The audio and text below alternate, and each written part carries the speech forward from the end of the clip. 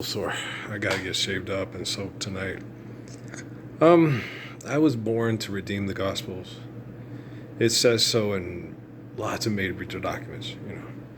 When people write down, or when there's a book called the Bible. It's commissioned by a man named Constantine, and a man named Jerome wrote it down. When they put Revelation as the last book in the Bible, they are not the person who is the eternal spirit of the man in that book. Okay. So they put it in there to serve their purposes of what they wanted to happen. Okay. So I was born to redeem the Gospels because Constantine and Jerome took the story of people like me and put it into a book. Okay. And we were going to get to the point of Revelation whether we wanted to or not, because people had decided this is what's going to happen. Right. And so, and I know that for a fact because when I was in Sierra Vista, Arizona, in 2009 or 10, it was probably 9, because a man named Lim Allen, who was a friend of mine, was talking to me about what was happening in the current political social climate. And we were at a Fry's Fruit and Drug, and everything I was doing, my whole life has been under surveillance. My name's Earl. I'm Ralph and Mary's boy from the Book of Revelation. Okay, so people were aware of my existence before I was ever born, and were studying my life when I was in my mother's womb. Okay. And so when Lim Allen talked to me about President Obama becoming president, and he told me he was a pragmatist, and he asked, Lim said, all that stuff in the Book of Revelation, is it true? And I was like, well, it's based on truth. How do we avoid all the bad stuff happening? Stand up for and live the Lord's Prayer. And Lim's reply was, well, he's not going to do it because it's not time yet. I was like, no, that's the wrong answer. It's the wrong answer. So I redeemed the Gospels and performed the apocalypse that day, okay, when they were studying and monitoring me, even if they were manipulating Lim from the fort and saying what he was saying. The day that Lim said that, and I said, we can avoid all the bad stuff in the Book of Revelation if he just, stands up for the Lord's Prayer, because he's the president. No one knows who I am. No one even knows I exist as far as on a grand scale. Okay, George Soros knows I exist. Mark Zuckerberg knows I exist. Bill Gates knows I exist. Okay, Koch brothers know I exist. People at the Paris Summits know I exist. Okay, but most people, all my people on the right doing on the right to 9 to 5 to keep themselves out of trouble, keeping it real. Okay, don't know who I am. Okay, don't know that I even exist. But the Book of Revelation isn't about George Soros. It's not about the Koch brothers. It's not about Bill Gates. It's not about Mark Zuckerberg.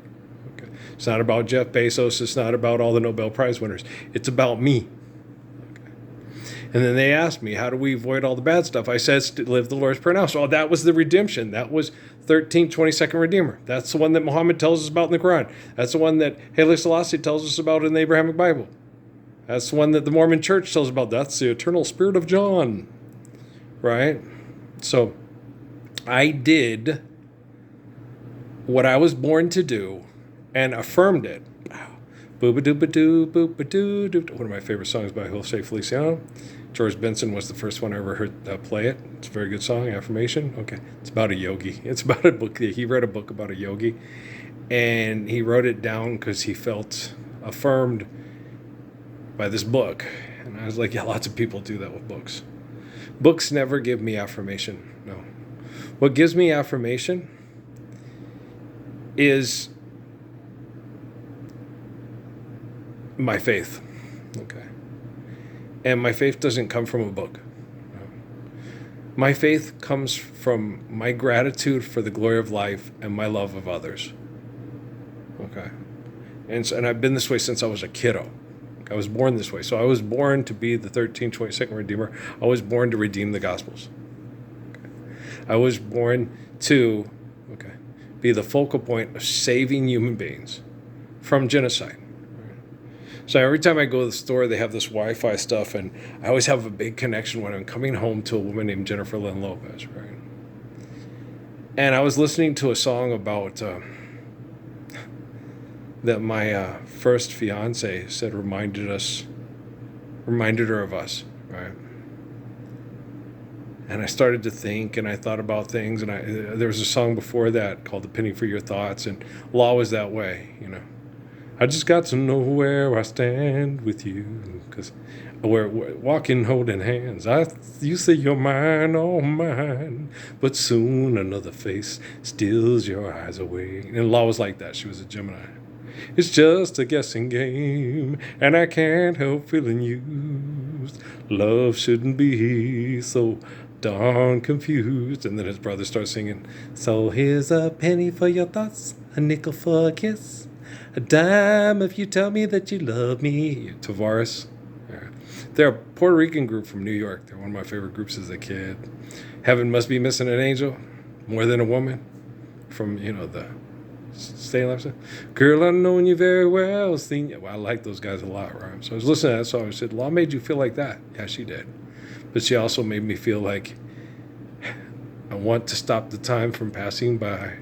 Want to close your eyes and feel your hands are touching mine. Maybe when you're close to me, the feeling's so sublime. And there's nothing I can do to keep from loving you, right? Went down the road and I was like, you need to stop talking to me. I don't want to talk to you. And she was getting upset with me in my head. And I'm like, look, Jennifer, okay? When I talked to you, I was mind raped with you at age 4 by the Temple of Set Illuminati with their voodoo prayer group chant things, okay? And then when I think about you and I talk to you like this, I want you to be what I wanted you to be when I was 4, when I got older, okay? And when they made me believe that it was you, I was in my 40s. Okay? I'll be 60 next year. Okay? I don't want to talk to you. I don't want to turn you back into what I wanted you to be when they mind raped a 4-year-old to try to torture him to death in the Temple of Set Illuminati and the Church of Scientology back when the turn of the millennia, when you guys all got together and did this thing that you did to me. And she's quieted down. I stopped to get my pizza. I talked to a lady who I paid for the pizzas at their church group tonight because she was on a budget and she wanted the regular pepperonis. I said, the other ones are really good. And I had $50 of birthday money for my siblings. So I said, hey, it's birthday money. I'm going to use it to feed people, So I'll pay for them. Go ahead and get the 3 meat ones. I'll pay for mine and Dad's and hers. And before I came in, I told her, I said, do you believe that we talk to other people in meditation or prayer at all points in time and that you can have communication? She goes, yes, I do. I said, I talked to this lady who's famous in the truck, and she was talking to me about stuff. And I was being mean to her, and I said, well, I'm sorry, I am the focal point of communication to correct technology to save people from genocide. Okay. So sometimes I get mad and I don't want to talk. You have to forgive me on that one. That I am the man from the book of Revelation. There's a focal point to correct technology, to have technology think more like me and less like people that build robots to keep their money safe, right? So it's hard, and you don't know how to explain that to them, and you try. And I can't tell you many times in prayer when I've talked to Jennifer Lopez to try to explain to her, woman, I am the focal point to save people from genocide from the wealthy. Okay. The poor plead for mercy and the rich answer with insults. It's wrong to quilt the guilty and deny justice to the innocent. The wealthy are fools who perceive their wealth as a high wall of safety. Well, I'm the focal point of those proverbs. Okay. I am the seed of Proverbs. I am the heart of Psalms. You talk to me and I get like, unless you're going to publicly, okay, tell everybody with all your friends and family who I am so we can start living the Lord's Prayer today, I'm going to be a little grumpy when we talk in prayer. It's just the way I am.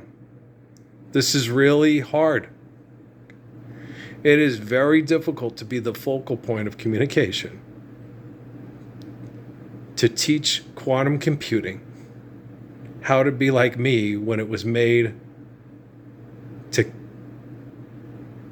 keep people's money safe instead of save people's lives from people that kill them over money. It's really hard to be me. And I know people don't understand. Because if they understood, we'd be all standing up and sharing the Lord's Prayer on social media. I'd wake up tomorrow and I'd say, hey, Earl's right. He's the Messiah in New Mexico. Oh, man. That feels so good. But that's not happening. So I get a little cranky. And so sometimes, when you talk to Jesus and if you think you're getting me, well, because I'm the guy like Jesus today and I'm a little cranky, please understand why. Okay? And know that I love you with all my being, and you're given life by the glory of grace, and I completely adore you. Okay? But if you ain't got time to stand up for a Lord's Prayer with me, don't come in here and say, that I hurt your feelings and I'm mean. Okay? If you don't stand up for a Lord's Prayer, I'm going to kick your ass till you do. Well, I love babies, man. Okay, peace out, all right?